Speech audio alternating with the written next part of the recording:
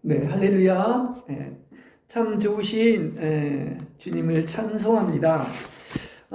오늘은 그 빌립보서 2장 5절에서 11절 그리고 지금 읽은 빌립보서 3장 4절에서 14절 그리고 물론 이제 성경 여러 군데를 통하여 이제 이야기하는 그 예수 그리스도의 두 본성과 그 완전한 삶이라는 제목을 가지고 여러분과 함께 은혜를 나누겠습니다. 우리가 그 예수라는 천하에서 유일한 그 이름, 그죠? 이 이름을 부를 때 우리는 그 성령의 감동을 하시면 막 그 이름을 부르는 자체가 감동을 줄 줄로 믿습니다. 어디에서도 부를 수 없는 그 예수가 나의 주, 나의 하나님이라고 하는 이 신앙 고백이라고 하는 것은 가장 아름답고 놀라운 신앙 고백인 거죠. 우리가 누구를 진짜 생각하고 사랑한다면 뭡니까? 그 사랑하는 사람을 부르지 않습니까? 근데 우리는 뭡니까? 그야말로 고백이 뭐냐? 나는 누구를 믿는다? 예수 그리스도를 믿는다. 그래서 우리의 신앙 고백은 우리가 믿는 예수 그리스도는 주는 그리스도시요 살아계신 하나님의 아들이심을 믿는 것이지요. 그렇습니다. 그래서 지난주에도 얘기했지만 이거는 그 아는 게 아니라 깨닫는 게 아니라 유일한 믿음의 대상이죠. 그렇죠. 그래서 하나님을 믿는 거 아닙니까? 그래서 예수를 믿는다는 것은 어떤 분이냐? 오늘 그 두 본성에 대한 얘기를 하면서 하나님으로 계셨던 분이 육신을 입고 오셨다는 거예요. 그죠? 그거 참 이 말은 무슨 얘기냐면 만물을 창조하신 분이 사람이 되셨다는 것은 피조물이 되셨다는 얘기인 것입니다. 그 참 이건 우리가 쉽게 이해할 수가 없어요. 그죠? 하나님이 피조물이 되셨다. 그래서 이제 이게 바로 오늘 제가 제목에서도 얘기한 것처럼 뭐다? 예수 그리스도는 두 본성을 가지고 계시다. 그럼 어떤 본성이죠? 하나는 신성을 가지고 있는 것이고 또 하나는 인성을 가지고 있다. 이렇게 말씀을 드릴 수가 있겠습니다. 그래서 하나님이면서 우리가 믿는 예수님은 하나님이면서 그 사람이라는 거예요. 근데 이게 직접적인 이 식별로는 불가능합니다. 인간의 지성으로는 불가능하고요. 또 더군다나 이분은 어떠냐?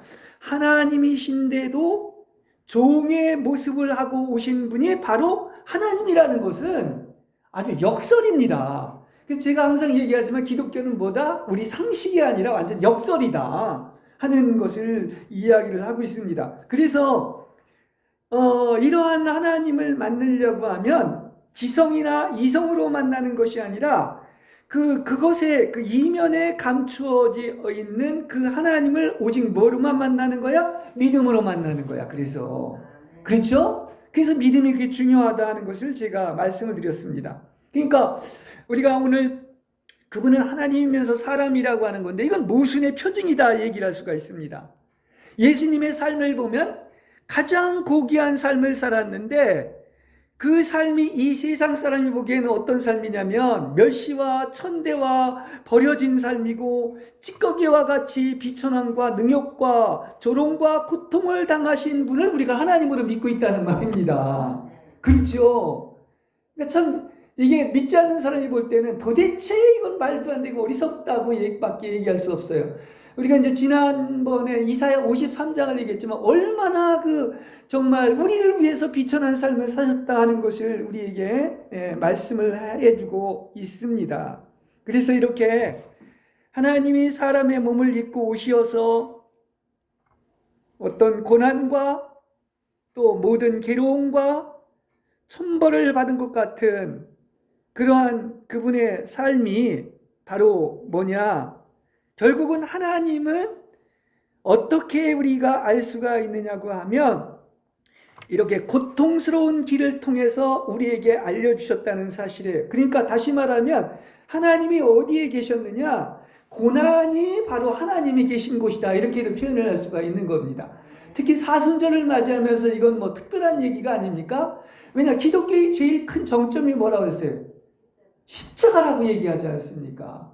십자가에서 모든 일을 다 이루신 거야. 그러니까 하나님을 만나려면 막 화려하고 잘난 영광스러운 곳이 아니라 고난이 있는 곳이 곧 뭐다? 바로 하나님이 계신 곳이다. 이렇게 말씀을 드릴 수가 있는 것입니다. 그래서 여러분, 하나님을 알길 원한다면 사람들은 자꾸 우리 좋아하는 것, 위로해 주는 것 얘기하지만 성경에서요, 모든 승리하고 이긴 장소가 골고다의 십자가입니다. 그래서 하나님은 고난을 통해서 인지된다는 사실을 아시길 바랍니다. 그래서 저 고난의 신비를 알수록 하나님을 아는 거야. 그리고 하나님을 만나는 거예요. 아멘이죠? 네, 그렇습니다.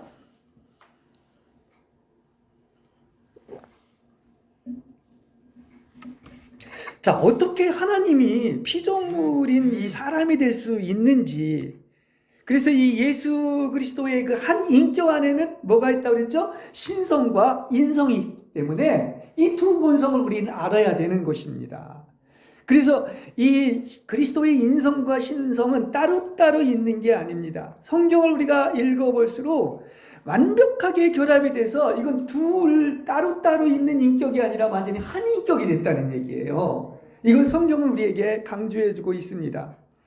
그러니까 우리의 구원을 어떻게 설명하냐, 이렇게도 얘기를 할 수 있을 것 같아요. 우리가 왜 저울에 보면 천층이 있죠. 그리고 양쪽에 이제 거기다 뭐를 올려놓는데, 천층으로 말한다면 하나님 자신이 거기에 놓여져 있지 않고 참여하지 않는다면, 그래서 저울에 하나님의 무게를 더하지 않는다면 저울 중심의 반대편에 있는 우리는 완전히 곤두박질 거란 말입니다. 땅으로 떨어질 거란 말입니다. 근데 거기에 누가 얹어 있느냐고 하면 바로 신성과 인성을 가지신 예수님께서 이 저울의 한쪽 접시 위에 있게 된다면은 이렇게 영적으로 이렇게 얘기할 수 있어요. 인성을 가지신 분이 이렇게 우리에게 내려와셨기 때문에 우리는 신성을 갖게 되고 위로 올라간다. 이렇게 이제 설명을 할 수가 있는 것입니다. 그러니까 이렇게 그리스도의 신성의 무게는 죄와 죽음을 발 아래 밟아서 뭉개고 영원히 죄와 죽음을 삼키고 먹어치우는 그러한 무게라고 말씀을 드릴 수가 있는 것입니다. 예. 자, 성경 어디나 다 또 귀하죠. 근데 이제 특히 복음서 중에도 요한복음은 하나님의 신성을 얘기를 하고 있습니다. 그래서 독수리 복음이라고 얘기하는데 하늘의 관점에서 이렇게 쓰여진 것으로서 요한복음 1장 14절에서도 뭐라고 그러냐면 그 하나님이 말씀이었는데 말씀이 육신이 되어서 어디에? 바로 우리 가운데 거하신다, 이렇게 얘기하고 있죠. 그래서 이 성육신이라고 하는 것은 또 이것도 신비야. 어떻게 하나님이 피조물이 됐습니까? 그죠? 사람이 인간이 되셨습니까? 그래서 근데 그 예수 그리스도가 누구라고요? 참된 하나님이라는 것을 성경은 가르쳐주고 있는 거야. 그분이 참된 하나님이신 거야. 그렇죠? 따라서 성서의 권위는 그리스도의 참된 신성을 우리에게 또한 말해주고 있는 거예요. 그렇습니다. 그리스도가 참되고 영원한 하나님이 아니라면 그분은 우리를 구원하시는 우리의 구속주가 될 수가 없는 거죠. 그리스도가 뭡니까? 메시아가 우리를 구원하셨다고 하는 그 뜻을 가지고 있는 것 아니겠습니까? 그렇죠? 그래서 예수 그리스도의 신성이 가지는 이런 새로운 의미와 또한 중요성은 바로 그걸 알려면은 예수 그리스도 안에 있는 인격 속에서 뭐를 발견할 수가 있느냐 하는 게 가장 중요한 것입니다. 여러분, 예수 그리스도의 그 인격 속에서 우리는 누굴 봐야 되느냐면 하나님 아버지를 보고 발견해야 되는 것입니다. 자, 이 말이 무슨 얘기냐고 하면 이 그리스도에 대한 결정적인 사실은 하나님께서 예수 그리스도의 인격과 활동과 역사 안에서 이렇게 하나님 아버지를 알 수 있는 아버지가 현존한다는 확실성을 우리에게 제공해주고 있는 것입니다. 그래서 이걸 가장 잘 말해주는 게 뭐냐? 하나님 아버지를 이제 보여달라고 하니까 예수님이 뭐라고 그러죠? 요한복음 14장 9절에 보면 뭐라고 그러냐면 나를 본 자는 하나님 아버지를 봤다, 이렇게 얘기하고 있습니다. 그렇죠? 그러니까 예수님 안에 누가 있다는 겁니까? 하나님 아버지가 지금 살아있다는 것을 이야기하고 있는 것입니다. 그래서 이렇게 요한복음 또 바울서시는 누구를 이렇게 완전히 하나로 엮어놨느냐고 하면 그리스도와 성부 하나님을 아주 견고하게 이렇게 묶어놓고 결합시켰다는 사실을 볼 수가 있는 거예요. 그게 바로 나를 본 자는 누굴 본 거야? 내 안에 있는 아버지를 봤다는 그 뜻을 가지고 있는 것입니다. 그러니까 아버지는 누구 안에 있는 거야? 지금 예수 그리스도 안에 있는 거예요. 그렇죠. 이것도 사실 신비로운 겁니다. 그러므로 우리는 그리스도 안에 계신 하나님 아버지를 보게 된다는 사실인 것입니다. 그러니까 이걸 굉장히 중요한 거예요. 우린 자꾸 아버지를 딴 데서 보려고 하는데 하나님 아버지를 보려면 예수 그리스도의 사역과 인격 안에서 계신 하나님 아버지를 볼 수 있다는 사실이에요. 그렇습니다. 그래서 성부의 의지는 예수님의 태도와 활동 안에서 계시되었습니다. 그래서 예수님이 뭐라고 그래요? 나는 항상 내가 먹을 너희들이 모르는 음식이 있는데 그 음식이 뭐냐면 나를 보내신 분의 뜻을 행하는 것이다. 그러니까 일생을 하나님의 뜻대로 살았는데 내 안에 있는 그분의 아버지의 뜻대로 산 것을 이야기하고 있다는 사실인 것입니다. 그렇죠? 그래서 이 행위로부터 우리에 대한 그리스도의 태도와 또한 이와 함께 우리에 대한 그 하나님 아버지의 감정을 배우게 되는 것입니다. 어디 안에서? 예수 안에서 있는 아버지를 이렇게 또 배우고 알게 된다는 그런 사실인 것이죠. 또한 한 인간으로서 행한 주님의 인간성을 우리가 주목해야 되는데 우리의 경건한 삶의 중심이며 고난에 대한 헌신적인 묵상을 수행할 수 있는 것이 그 예수님의 인간성을 보면 돼요. 특히 이제 그 신성에 대한 얘기를 많이 강조한 것은 요한복음이고요. 인성에 대한 것, 인간으로 오신 예수를 가장 강조한 것이 바로 누가복음이죠. 그럼 누가복음을 통해서 인간으로 오셨지만은 그분은 한 번도 죄를 범하지 않고 완벽한 도덕성을 가지고 완전한 삶을 살아냈단 말입니다. 당연히 신성은 그렇게 살지만 인성도 한 번도 죄를 범하지 않고 완전한 삶의 본을 우리한테 보여주신 거예요. 그죠? 이걸 우리한테 이야기를 하고 있습니다. 그래서 그리스도의 그 인간성과의 이러한 우리가 가지는 연합의 특성은 어떻게 되느냐? 그걸 알면 알수록 우리는 그분에 대한 깊은 사랑과 그와 함께하는 고난, 그분의 비천한 삶의 발자취를 따르는 길이다 이야기를 할 수가 있는 거죠. 예수님이 인성을 입으시고 이 땅에서 걸으신 그 아름다운 인간의 모습, 그죠? 그렇게 아름다운 모습은 없는 거야. 그러니까 그게 우리한테 본이 되니까 발자취를 따르는 거죠. 그걸 얘기하고 있는 것입니다.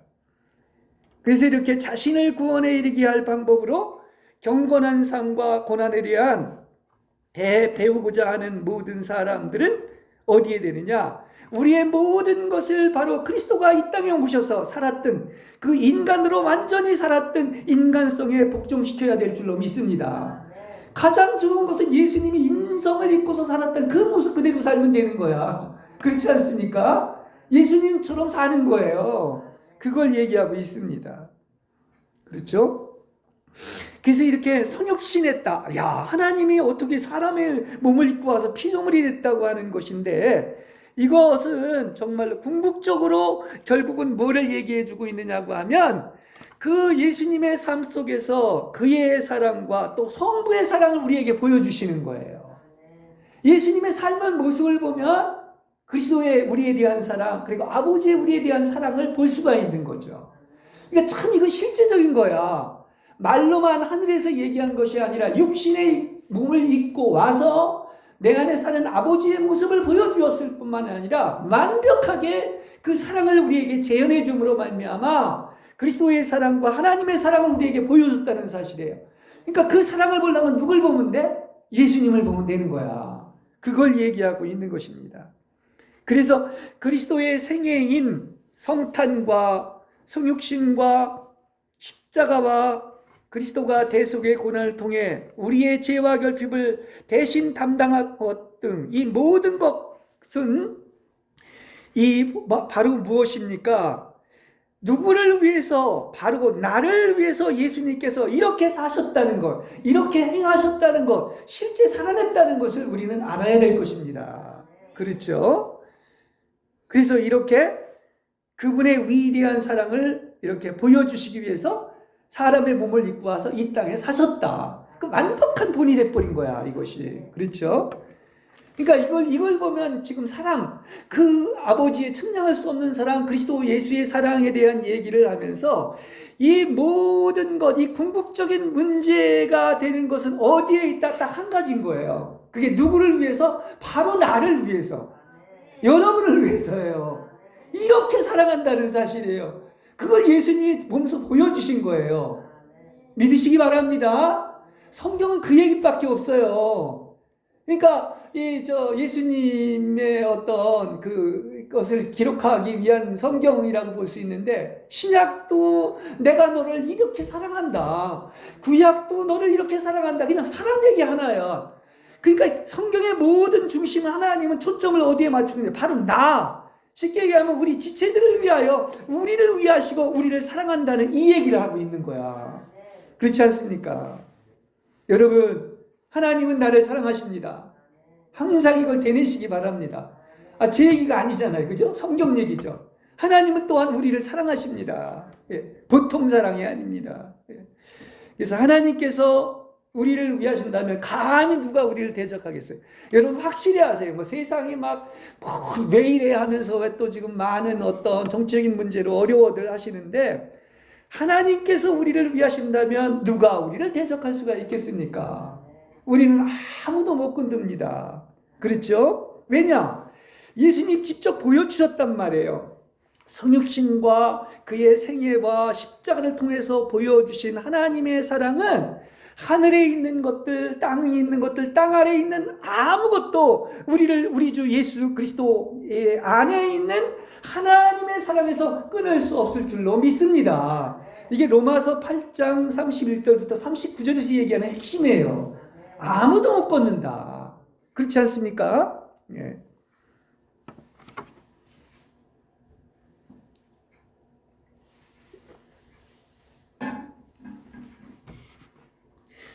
그래서 특히 이제 오늘 인성에 대한 얘기를 하면서 성자가 하나님의 아들이 인간이 되었다.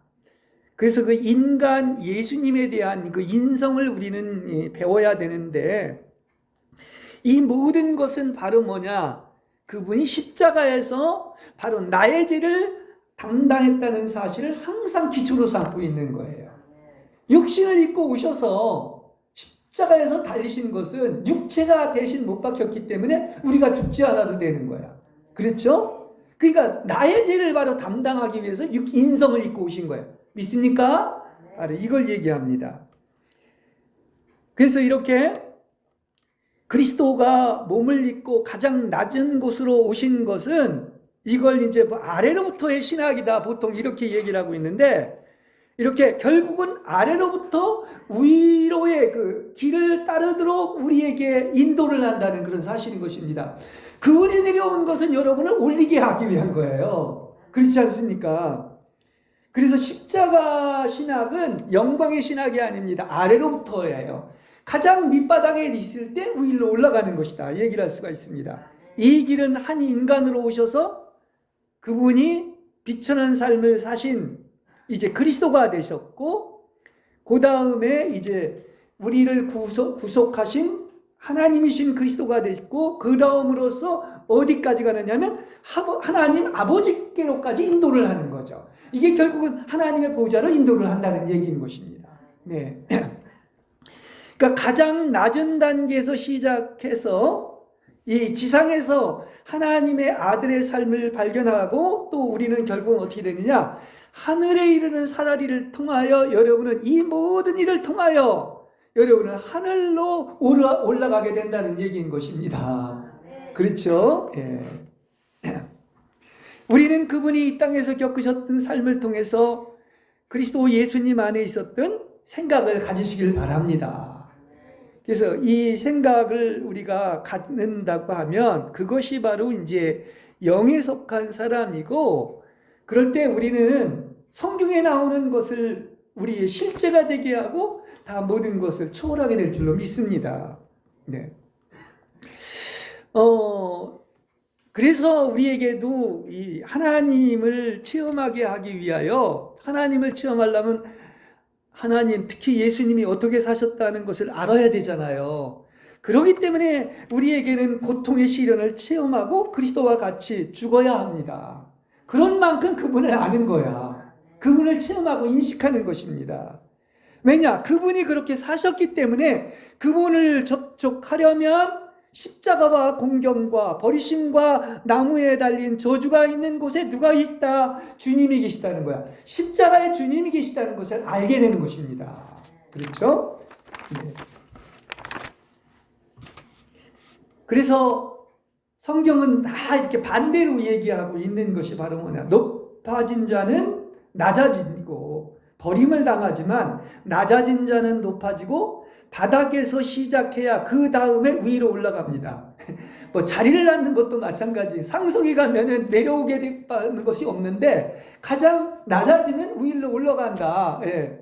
그래서 낮아진 자는 높아진다고 얘기하지 않습니까? 그러니까 여러분은 항상 이 그리스도의 마음과 생각을 갖는다고 하면 가장 낮은 단계에서 시작한다면 그때 우리는 분명히 하나님께서 하늘로 하나님에 이르게 하실 줄로 믿습니다. 요게 그리스도의 마음을 배우는 거야. 예. 아멘이 되십니까? 예. 그래서 우리 예수 믿는 사람은 참 세상하고는 다 반대야. 이 순서를 주의 깊게 보존하는 그러한 겸손한 여러분들이 되시길 바랍니다. 예. 예.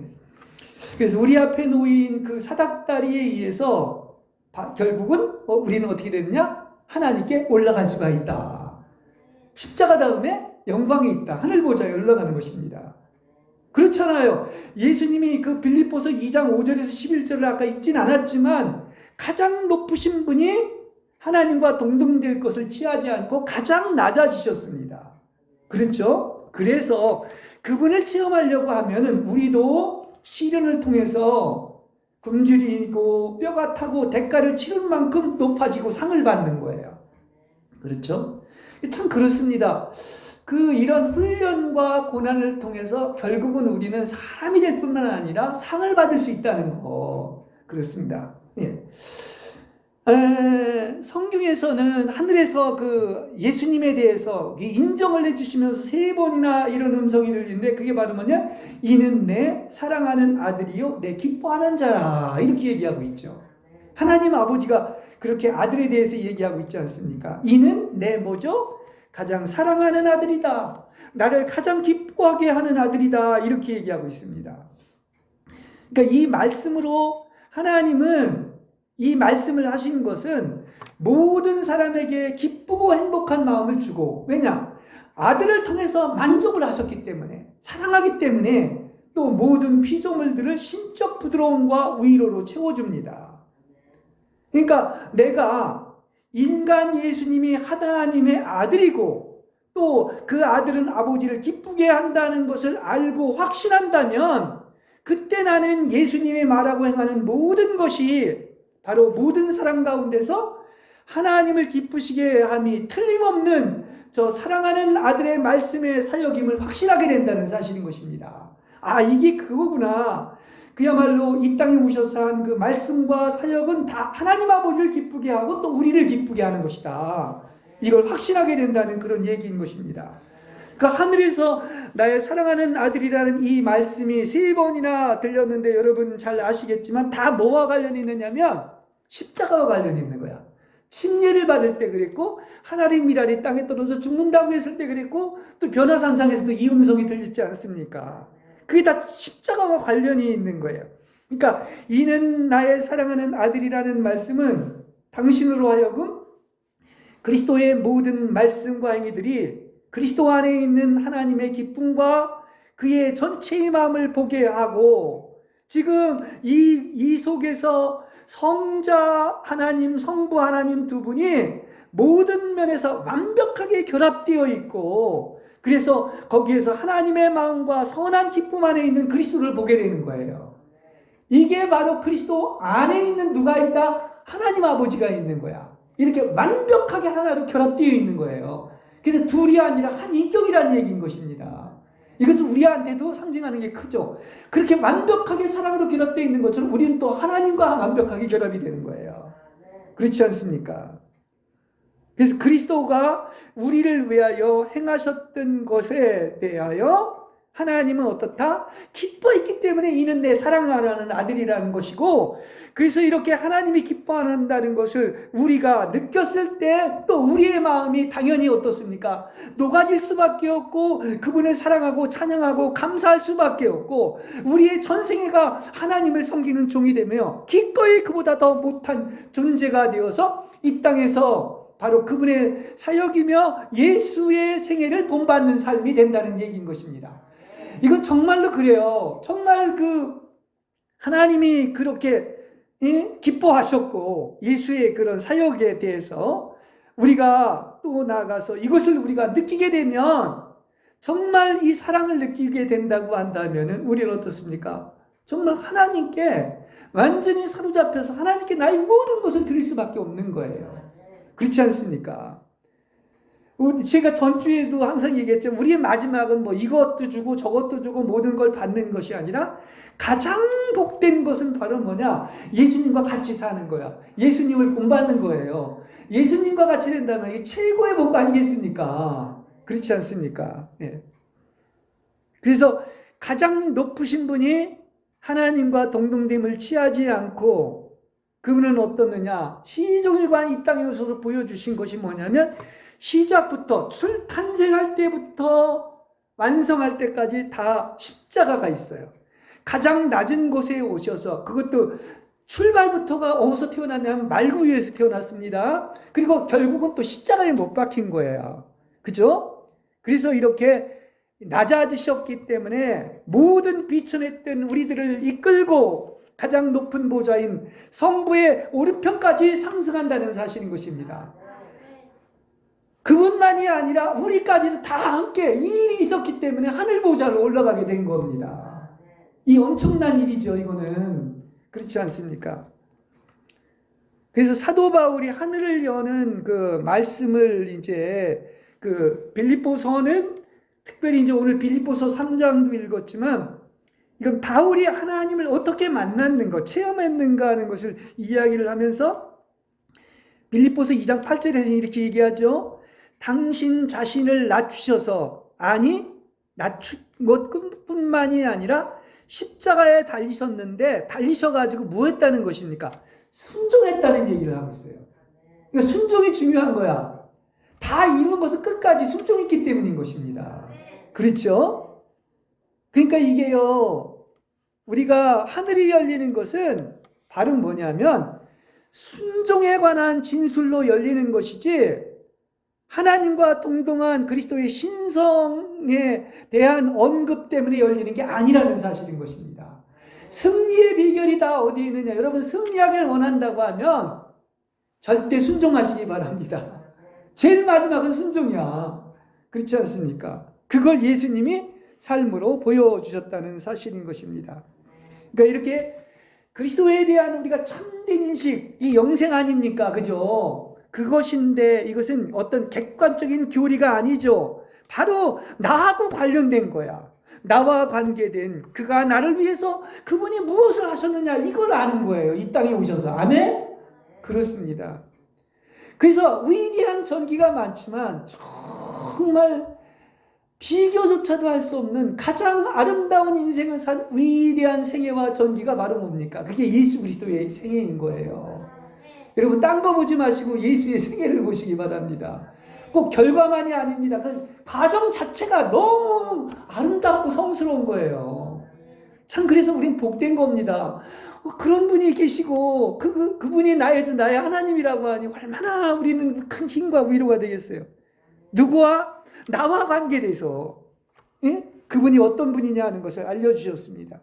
그래서 그리스도에 대한 지식은 바로 나에게 관계된 이런 주관적인 체험으로, 하나님 체험으로 바로 나에게 성육신 되시고, 또 말씀이 이렇게 내 안에 내 말로 조성이 되고, 또 내 안에 그리스도로 조성된 바로 나를 위한 그리스도의 의지 안에서의, 나를 위한 그리스도의 사역 안에서 나를 구원하시려는 하나님의 사역을 하는 것이다, 이렇게 얘기를 할 수가 있습니다. 예. 그러니까 이건 추상적이 아니죠. 확실한 거예요. 왜냐? 예수님이 그걸 보여주셨잖아요. 우리가 볼 때 하나님을 볼 사람이 없습니다. 그럼 하나님을 보려면 누굴 보는 거예요? 예수를 보면 하나님을 볼 수가 있는 것입니다. 그렇죠? 이렇게 그리스도를 안다는 것, 그리스도에 대한 참된 신앙이 이와 같이 중요한 것인데, 그게 이제 아까 그 요한복음을 얘기하면서 그 그리스도와 우리가 완전히 그 연합되는 신부의 복음에 대한 얘기를 14장, 15장, 17장까지 얘기를 하면서, 이건 뭐 시간이 없으니까 한 절만 보겠습니다. 요한복음 14장 20절에 보면 뭐라고 하느냐면, 이 그리스도에 그 대한 참된 신앙이 바로 이것을 얘기해 주고 있는데, 그날에는 내가 아버지 안에 있고 여러분이 내 안에 있으며 내가 여러분 안에 있는 것을 여러분이 알 것입니다. 이렇게 얘기하고 있습니다. 그날이 언제예요? 지금 현재. 믿습니까? 이게 한 절이지만 얼마나 엄청난 복음이에요. 여러분 안에 보십시오. 여기 이렇게 그 이야기를 하고 있지 않습니까? 예수님이 아버지 안에 있고, 아까 그랬죠? 한 인격이다. 완벽하게 결합되어 있다. 사랑으로. 그리고 또한 뭡니까? 여러분이 그리스도 안에 있는 거예요. 그리고 내가 또한 여러분 안에 있다는 거예요. 이거 엄청난 얘기예요, 사실은. 그렇지 않습니까? 그걸 얘기하고 있습니다. 그러니까 오직 우리의 마음이 이렇게 그리스도와 성부가 완전히 연합돼서 한 분인 것으로 알게 되면은, 즉 예수 그리스도의 말씀과 마음과 의지 안에서 성부의 말씀과 마음과 의지가 하나 된 실존을 인식하고 파악을 하게 될 때 그리스도에 대한 참된 지식을 알게 된다는 얘기인 것입니다. 결국 아버지와 아들은 하나예요. 그 말은 쉽게 이야기하면 뭐냐? 또 우리 안에 그리스도가 있고 그리스도가 우리 안에 있기 때문에 우리와 하나님도 하나야. 그렇죠? 예, 이게 최종 목적이죠. 그래서 이렇게 아버지와 아들의 연합 안에서 이렇게 이 어떤 문제, 또 예수님과 우리의 연합의 문제, 이런 것들은 직접 하나님이 인성을 입고 오셔서 아버지를 보여주셨고, 또 이것도 우리와 예수님이 연합하는 것은 실제 보여주셨기 때문에, 그분의 생애에서 나타났기 때문에 이론의 문제가 아니라 바로 실존의 문제다. 그러니까 우리가 그리스도와 연합하는 것도 전혀 지식이 아니란 말입니다. 이건 실존이야. 실제가 된 거예요. 그죠? 예. 그래서 이렇게 성부, 성자, 성령 하나님께서 우리와 함께 거처를 정하시고 사랑함으로 말미암아 여러분은 하나님을 알게 되었다는 사실인 것입니다. 이게 하나님을 진짜 아는 거야. 그러니까 놀랍게도 삼위일체 하나님이 어디에 거처를 정했냐면 여러분 안에 거처를 정한 거예요. 그래서 이걸 아는 것입니다. 그렇죠? 그러니까 성부 하나님과 성자 하나님이 얼마나 철저하게 연합되어 있는지, 그것을 우리는 성경을, 하나님을 알면 할수록, 그리스도를 알면 할수록 볼 수가 있는 거예요. 여러분, 성경을 읽어보면 성부 하나님과 성자 하나님은 한 번도 분리된 적이 없었어요. 근데 딱 한 번 있죠. 이게 성경 얘기인 것입니다. 그 억만 년의 시간 동안 완벽하게 하나로 결합되어 있는 한 인격이었습니다. 그런데 보면은 한 번 분리된 적이 언제냐고 하면은, 그게 이제 이렇게 예수님이 십자가에 달리셔가지고 나의 하나님 어찌하여 나를 버리셨는가 이렇게 했을 때 바로 뭡니까? 하나님과 이렇게, 글쎄 분리했다고 하기보단 잠시 숨었다 이렇게 얘기하는 게 더 나을 것 같아요. 그죠? 분리는 될 수가 없죠. 잠시 숨은 것입니다. 그러니까 우리는 이렇게 어떤 객관적이고 지식적인 정통교리에서 말하는 그리스도가 아니라 어떤 하나님을 알아야 된다? 그건 지식에서 아는 하나님인 거예요. 그게 아니라 영 안에서 그리스도와 성부가 인격적으로 일치된 참 사랑의 하나님을 발견해야 된다고 하는 사실인 것입니다. 그래서 그것을 아는 사람은 다 뭡니까? 사탄의 권세로부터 벗어나게 될 줄로 믿습니다. 지식으로 알면 벗어나질 않아. 근데 진짜 사랑으로 결합된 것을 안다면은 우리가 믿는 하나님이 이런 하나님이구나 하는 걸 알기 때문에 사탄으로부터 벗어난다는 거예요. 네. 그러니까 하나님이 바로 나를 위하여 또 우리에 관하여 어떻게 생각하고 관계하시는지 그걸 알아야 되고, 이러한 이유로 말미암아 가장 중요하고 유일한 구원의 진리는 하나님 자신이 예수 그리스도의 인성 안에서 우리를 위하여, 나를 위하여, 그분이 이렇게 하나님, 그 예수 안에 있는 하나님 아버지가 이렇게 완벽하게 하나로 결합되어 있는 것은 누구를 위해서입니까? 우리를 위해서 지금 우리 안에서 현존하고 있다는 것을 알게 되는 것입니다. 네, 예. 자, 그러면 결국 하나님을 알려면 그리스도를 떠나면 돼요, 안 돼요? 떠나서는 안 되는 거야. 하나님 아버지로 그리스도를 떠나서는 어떻다는 것은 하나님 아버지가 존재할 수가 없는 거예요. 그러니까 이게 그냥 지식적으로 교리적으로 여기에는 형이상학적인 그런 하나님을 아는 게 아니란 말입니다. 실제적으로 그리스도 안에 있는 하나님 아버지를 아는 방법인 거예요. 그렇죠? 예. 그래서 그 외에 어떤 다른 존재도 하나님이 아니고 그리스도를 떠나서는 어떤 하나님도 존재하지 않는다는 사실을 아시길 바랍니다. 이게 요한복음 14장 9절에서 얘기하는 하나님 아버지를 보여달라고 하니까 나를 본 자는 아버지를 봤다. 이렇게 얘기했다는 뜻을 알 수가 있는 것입니다. 그렇죠? 예. 그래서 이렇게 하나님의 인격적인 본성과 행위를 아는 것인데 오직 우리가 그분의 사랑과 그의 선을 알 때 참으로 하나님은 우리에게 알려진다는 그런 사실이죠. 그래서 하나님은 오직 예수의 인격 안에서만 우리에게 그의 인격적인 존재를 여신다고 하는 거예요. 인격이라고 하는 것은 실제 살아있다는 그 얘기인 것이고 완전히 하나로 연합되어 있다는 그런 뜻을 가지고 있는 그게 인격적인 교류인데 이렇게 인격적인 거예요. 하나님과의 만남은. 그러니까 그리스도에 대한 주관적인 지식은 지적, 이론적 성격에 있는 것이 아니라 항상 우리가 얘기하는 것처럼 영으로 하는 겁니다. 마음으로 그리고 전인격으로 그리스도를 완전히 인격적으로 실제적으로 실존적으로 강력하게 붙잡는다는 사실을 아시길 바랍니다. 이게 하나님을 붙잡는 거야. 그렇죠? 하나님을 붙잡으라고 강하게 붙잡으라고 하지 않습니까? 그건 지식이 아니라 인격적으로 붙잡은 거야. 그러니까 예수 그리스도에 대한 참된 믿음은 바로 그리스도와 그의 사역을 나를 위한 그리고 우리를 위한 믿는 이 자신의 실존에 관련시킨다는 사실에 의해서 특징지어진다는 사실인 것입니다. 그렇죠? 그러므로 여러분을 구원하는 그 믿음이 그리스도에 대한 참된 믿음이 되는 거예요. 왜냐? 나하고 직접 관련이 돼가지고 나를 구원하는 거죠. 모든 것이 다 있다 할지라도 내가 구원 안 되면 그거는 의미가 없잖아요. 이게 내가 구원된다는 것이 그리스도에 대한 참된 믿음인 거야. 나를 구원하셨다. 나는 구원되었다. 의인이 되었다. 그죠? 여러분 구원 받았습니다. 그렇죠? 이게 참된 믿음인 거야. 그러니까 그리스도는 오직 그의 사랑의 행위를 안에서 이렇게 알려지는 것입니다. 오직 내가 그것이 나를 위해서 일어났다는 것을 알 때 나는 그의 사역을 알게 되는 것입니다. 다 모든 것이 참 그렇습니다. 나를 위해서 이 일을 하셨구나 하는 것을 아는 것입니다. 그래서 이렇게 그리스도에 대한 유일하게 중요한 지식은 그리스도에 의해서 정복되고 그리스도에 대한 완전한 신뢰에 이끌린 후에야 일어난다고 하는 사실인 것입니다.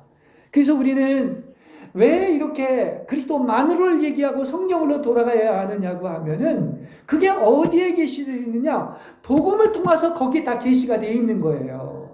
그렇죠? 복음을 보니까 성경을 보니까 우리에게 내려오신 바로 그리스도를 믿음으로 말미암아 하나님을 내가 소유할 수 있는 것이구나 하는 것을 알게 되었다는 사실인 것입니다. 여러분 하나님 소유하기를 원하시죠? 그럼 어떻게 해야 됩니까? 그래서 성경을 보라는 거야. 성경에 쓰여 있잖아요. 나를 이렇게 사랑한다는 것을. 그러니까 그리스도는 오직 뭐다? 물론 다른 얘기도 할 수 있겠지만 오직 하나님의 말씀을 통해 이렇게 알려진다는 사실을 아시기를 바랍니다. 그렇죠? 그래서 우리는 이렇게 말씀 복음의 어떤 다른 방법으로는 하나님을 소유하지 못한다는 사실도 기억하시기를 바랍니다. 예. 자, 이렇게 오늘 이제 두 본성, 예수 그리스도의 두 본성에 대해서 얘기를 하고 있는데 예수 그리스도의 이 신성과 인성의 완전한 일치라고 했죠. 그래서 그렇기 때문에 한 인격인 것이고 그래서 한 인격이신 그리스도께서 뭐 하셨습니까? 이 땅의 생애에서 보면은 고난을 당하셨습니다.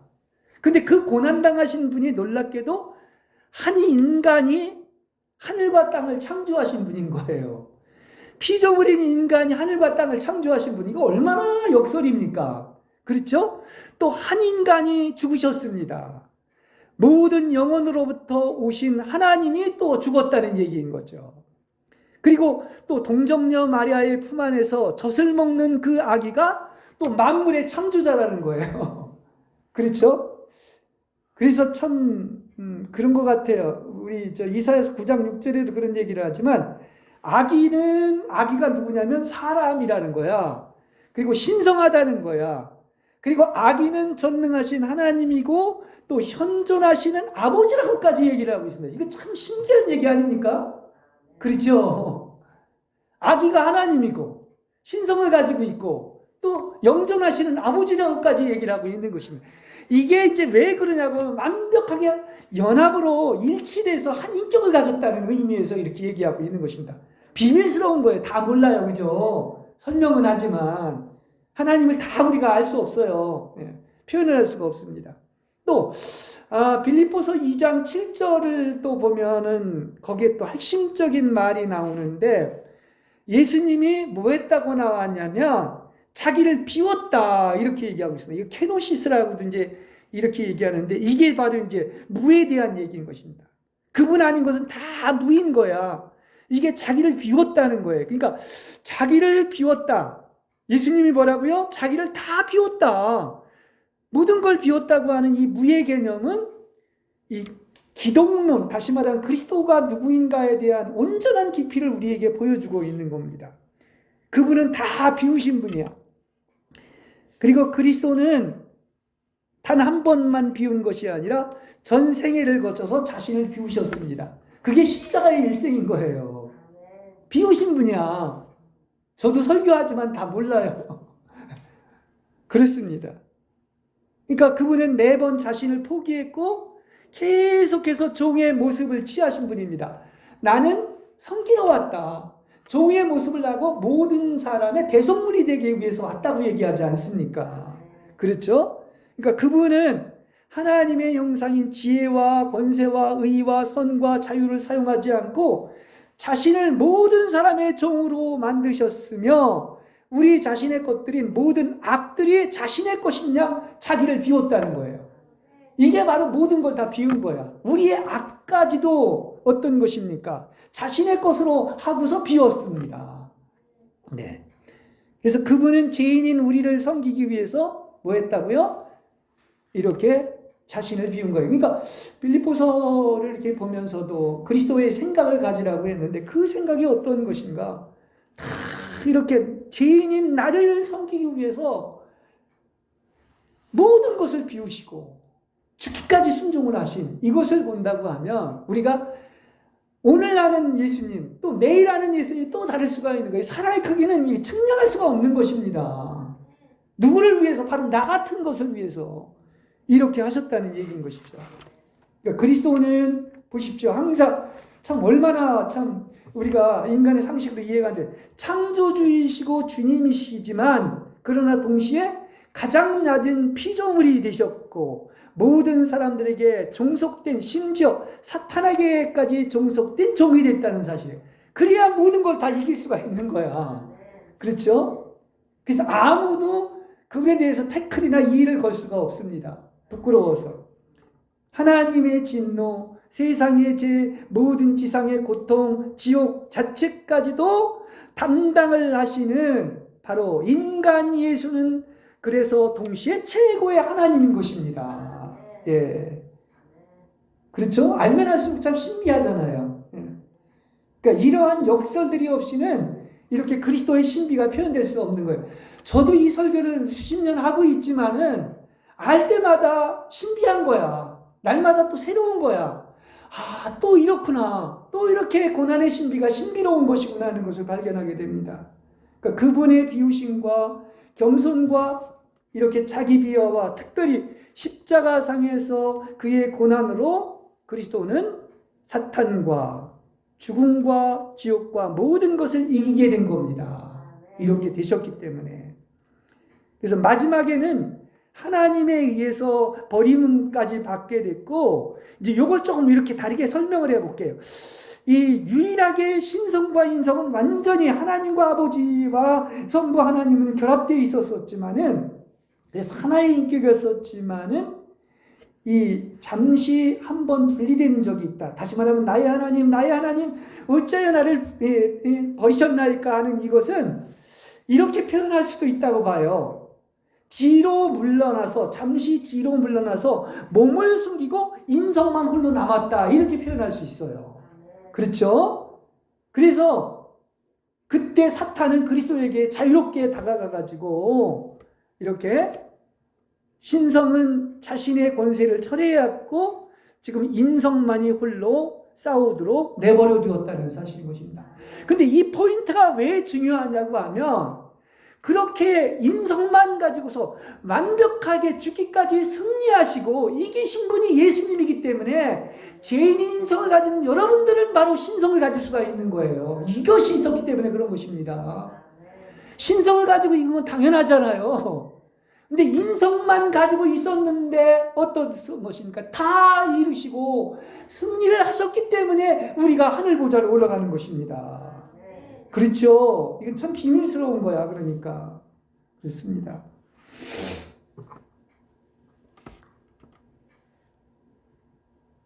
그래서 이렇게 십자가 상에서 그리스도는 그의 신성을 느끼지 않았고 순수하게 한 인간으로서 고난을 당했습니다. 그리고 죽기까지 순종하셨습니다. 그리고 이기셨습니다. 할렐루야! 이걸 이길 건 아무것도 없는 거야. 땅 위나 땅이나 땅 아래에서도. 그래서 그분이 누구야? 예수야. 그렇죠? 그래서 하나님 아버지께서도 그분을 우주의 중심으로 두신 거예요. 이런 일이 있었기 때문에. 할렐루야! 엄청난 복음이죠. 그걸 얘기하고 있는 것입니다. 예. 그래서 이렇게 하나님을 알아갈수록 믿음은 바로 뭐냐? 이건 역설이고 또 불가의 신비고 반대의 모습 아래 감추어져 있는 거예요. 그렇죠? 믿음으로만 할 수 있는 영역입니다.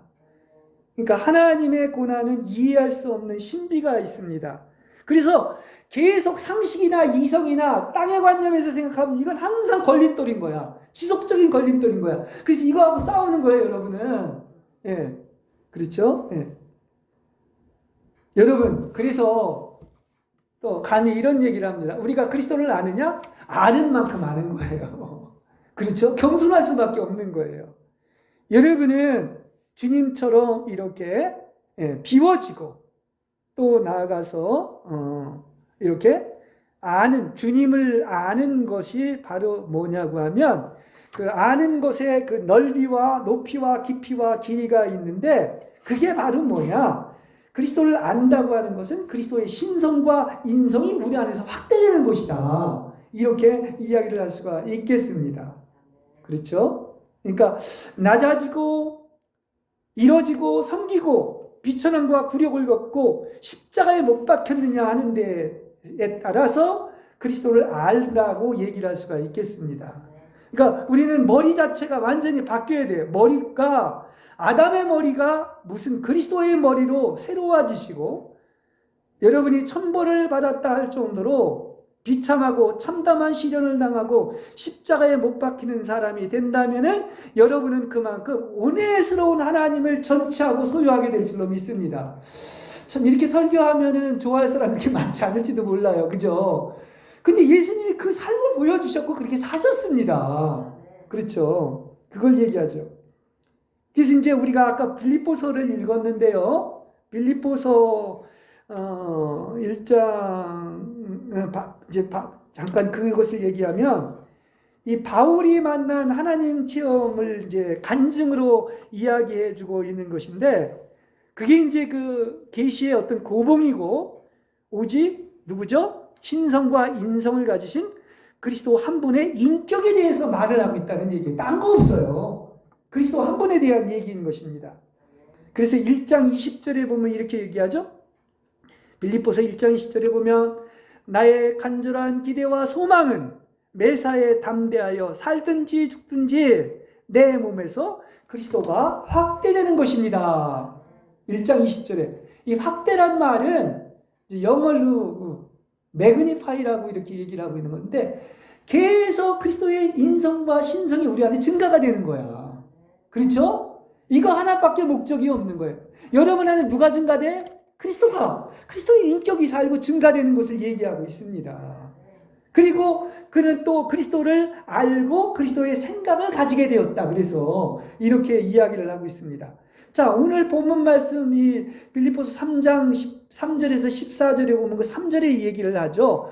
우리 형제들은 육체를 신뢰하지 않고 더 이상 영으로 봉사하고 그리스도 예수님만을 자랑하는 참 할례를 받은 사람들이다. 이렇게 얘기를 하고 있습니다.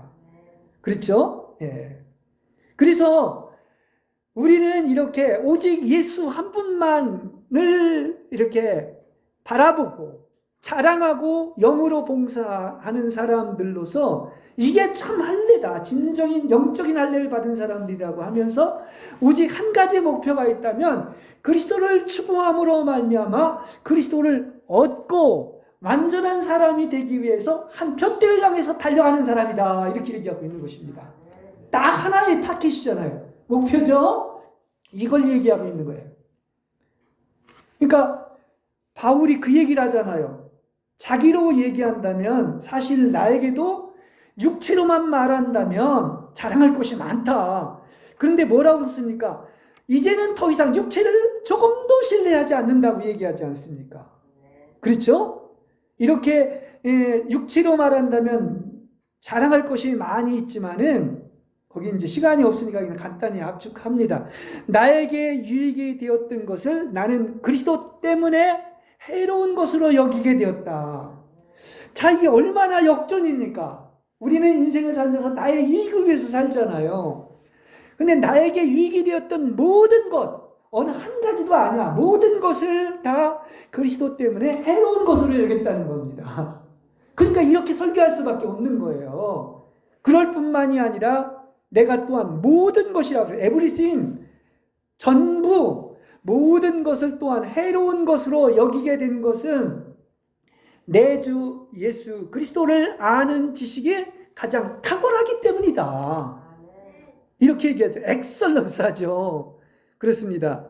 그래서 내가 그리스도 때문에 모든 것을 잃어버렸고 그 모든 것을 오물로 여겼다. 배설물로 여겼다. 그래서 내가 그리스도를 얻고 그리스도 안에서 발견되려 함이라. 이렇게 얘기하고 있는 겁니다. 여러분, 우리가 이걸 수없이 읽었지만 이거 엄청난 얘기예요, 사실. 이것이 우리에게 실제가 되기까지에는 얼마나 많은 어떤 훈련과 영적인 체험이 필요한 겁니까? 읽을 때마다 달라. 읽을 때마다. 아, 그렇구나. 내게 유익이 되었던 모든 것을 잃어버리고 배설물로 여기고 그래서 그리스도 한 분만 얻는 것입니다. 이게 나의 것이 됐습니까? 얼마큼 됐습니까? 몇 프로 됐습니까? 엄청난 얘기인 것이죠. 그래서 이 간증으로 그리스도 예수만이 전부가 되었고 그분 아닌 것은 전부가 되었다는 말을 그래서 계속 하고 있는 거예요. 예. 그렇죠. 하나는 뭡니까? 또도가 되고 하나는 나다가 됐다고 하는. 그래서 중간이 없어요. 그리스도 아니면 전부 무입니다. 아까 비웠다고 하는 것처럼 전부냐? 전무냐야. 그러니까 그리스도는 전부고 다른 것은 다 무가 되는 거야. 이게 오늘 본문 말씀하고 연결된 겁니다. 모든 것 잃었고 오물로 여겼고 그리스도 한 분만 얻는 것. 그래서 전부이신 하나님께 이르는 길은 이렇게 무의 시련 속에 빠져 나를 위해서는 아무것도 원하지 않고 전부이신 그리스도를 얻는 것이다. 이야기를 할 수가 있습니다. 그렇죠? 왜 갈멜산의 정상에 이르지 못할까요? 하나님 아닌 것을 집착하고 버리지 못하기 때문이다. 우리는 세속의 모든 욕을 끊어버리고 어떻습니까? 예수님이 살았던 삶의 본을 따라가는 사람들로서 이게 바로 뭐냐고 하면 자포기인 비우는 무의 길이고 십자가의 길이고 그 다음에 십자가에 못 박힌 사람이 되어야 된다. 이렇게 말씀을 드릴 수가 있는 것입니다. 그렇죠? 예. 자, 말씀을 맺습니다. 결국은 우리가 하나님을 알아가는 것은 어떤 만큼? 바로 십자가에서 이렇게 십자가의 죽음을 우리 자신의 죽음으로 경험하게 될 때 하나님을 알게 되고 하나님을 만나게 된다는 그런 사실인 것이죠. 예. 그래서 바울의 말처럼 나의 목표는 오직 하나밖에 없다. 내 안에서 그리스도가 확대되는 것, 그래서 그리스도를 얻는 것, 그리고 그리스도와 함께 부활하고 함께 죽는 동시성을 체험한 바로 뭡니까? 이게 한마디로 얘기하면 그 현저한 특징이 바로 십자가에 못 박힌 사람이 되는 거예요. 바울은 한마디로 얘기하면 나는 십자가 외에는 전하지 않는다. 근데 왜 그랬느냐? 그 이론이 아닌 거야. 바울의 특성은 십자가에 못 박힌 사람이었다는 말입니다. 그렇죠? 예. 그래서 예수 믿는 사람들이 그런 얘기를 하죠. 생명의 약탈자여, 사랑의 약탈자여. 다른 어떤 것도 있지만은 그 모든 것을 다 없애고 오직 주님 한 분 때문에 주님 얻기 위해서 생명이 약탈되고 사랑이 약탈되는 이런 그야말로 주가 나를 어떻게 다루신다 해도 버리심과 저주와 지옥을 체험한다고 할지라도 우리가 신앙이 점점 더 주님과 연합되면 연합될수록 오직 믿음으로 하나님은 거룩하시다. 하나님은 사랑이시다. 과연 하나님은 하나님이시다. 나는 오직 예수 그리스도를 믿는다. 나의 유일한 믿음과 사랑의 대상은 사람으로 오신 그 예수 그리스도를 믿는 데 있다는 사실인 것입니다. 그래서 여러분 첫대인 충분히 장성한 예수가 되시기를 주님의 이름으로 간절히 축복합니다.